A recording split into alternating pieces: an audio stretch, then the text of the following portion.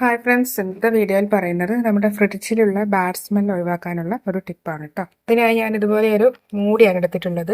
അതിലേക്ക് നമുക്ക് വേണ്ടതെന്ന് പറയുന്നത് സ്വല്പം കല്ലുപ്പാണ് കേട്ടോ. ഇതുപോലെ ഒരു മൂടിയിലൊക്കെ വെക്കുകയാണെങ്കിൽ തീർച്ചയായും കുട്ടികളൊന്നും എടുത്ത് കഴിക്കില്ല. അപ്പോൾ നമ്മൾ വേറെ ഏതെങ്കിലും ഒരു പാത്രത്തിലൊക്കെ ഇട്ടിട്ടുണ്ടെങ്കിൽ എന്താണെന്ന് നോക്കുകയാണെങ്കിൽ ചിലപ്പോൾ വളരെ ടേസ്റ്റ് ചെയ്യാറുണ്ടല്ലേ. അപ്പോൾ അതായത് ഇതുപോലെ കുറച്ച് കല്ലുപ്പ് എടുത്തതിന് ശേഷം നമുക്ക് ഇനി അടുത്തതായി വേണ്ടത് നമ്മുടെ ബേക്കിംഗ് സോഡയാണ് കേട്ടോ. അപ്പോൾ അല്പം ബേക്കിംഗ് സോഡയും കൂടി നമുക്ക് ഇട്ട് കൊടുക്കാം. ഇതൊരല്പം ബേക്കിംഗ് സോഡ കൂടി ഞാനിത് ഇതിലേക്ക് മിക്സ് ചെയ്ത് കൊടുക്കുന്നുണ്ട്.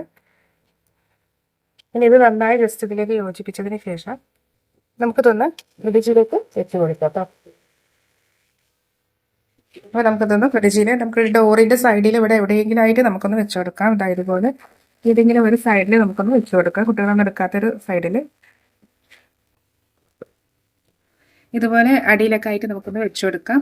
അപ്പോൾ അതായത് ഇതുപോലെ ചെയ്യുകയാണെങ്കിൽ നമുക്ക് ഫ്രിഡ്ജിലുണ്ടാകുന്ന ബാഡ് സ്മെല്ലൊക്കെ നമുക്ക് മാറ്റിയെടുക്കാം. അതുപോലെ തന്നെ ചെറിയ ഫ്രിഡ്ജൊക്കെ ആണെങ്കിൽ നമ്മുടെ സിംഗിൾ ഡോർ ഫ്രിഡ്ജിനൊക്കെ അതുപോലെ ഒരു ഷെൽഫ് വരുന്നുണ്ട്.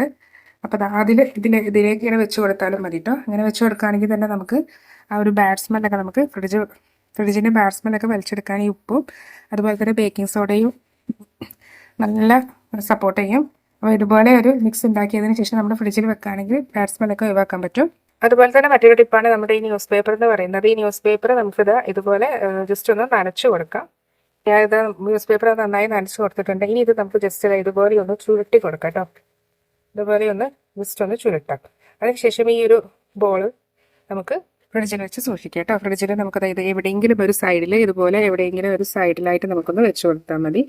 ഇതുപോലെ ഈ മൂലത്തിൽ എവിടെയെങ്കിലുമൊക്കെ വെച്ചിട്ടുണ്ടെങ്കിൽ തീർച്ചയായും നമ്മുടെ ഫ്രിഡ്ജിൻ്റെ ബാഡ് സ്മെല്ലൊക്കെ പോയിക്കോളൂ കേട്ടോ. അപ്പോൾ ഇത് വളരെ നല്ല യൂസ്ഫുൾ ആയിട്ടുള്ളൊരു ടിപ്പാണ്. ഒന്നുകിൽ ന്യൂസ് പേപ്പർ അല്ലെങ്കിൽ നമ്മൾ പറഞ്ഞ പോലെ ഇതുപോലെ നമ്മുടെ കല്ലുപ്പും ബേക്കിംഗ് സോഡയും. അതും കൂടാതെ നമുക്ക് മറ്റൊരു ടിപ്പാണ് നമ്മുടെ ഈ ചെറുനാരകം എന്ന് പറയുന്നത്. ഈ നാരകം പ്രത്യേകിച്ച് ഇതുപോലെയൊക്കെ കഴിഞ്ഞിട്ടുള്ള നാരകം ഒന്ന് വലിച്ചറിയണ്ട കേട്ടോ. ഇത് നമുക്ക് ഫ്രിഡ്ജിൽ നമ്മുടെ ദുർഗന്ധം മാറ്റാൻ വേണ്ടി നമുക്ക് സൂക്ഷിക്കാൻ പറ്റും. സൂക്ഷിക്കേണ്ട രീതി എന്ന് പറയുന്നത് കണ്ടോ, ഇതിൽ ഒരുപാട് ഇതുപോലെയുള്ള നാരങ്ങ ഉണ്ട്. അപ്പോൾ കുറേ ദിവസം ഇതുപോലെ എടുക്കാനാലാണ് ഇതുപോലെ ഉണ്ടാവുക. അപ്പോൾ ഇതുപോലെ കട്ട് ചെയ്തിട്ട് ഇതുപോലെ മലർത്തി വെക്കണം. ഒരിക്കലും ഇതുപോലെ കമഴ്ത്തി വെക്കരുത്. കമഴ്ത്തി വെച്ചാൽ നമുക്ക് ആ ഉദ്ദേശിച്ച ഫലം കിട്ടില്ല. ഇതുപോലെ മലർത്തി വെക്കുക. എന്നാൽ ഫ്രിഡ്ജിലെ ബാഡ് സ്മെല്ലൊക്കെ ഇത് വലിച്ചെടുത്തോളൂ കേട്ടോ. ഇതുപോലെ വെച്ച് കൊടുക്കണേ. അത് നല്ലൊരു ടിപ്പാണ്.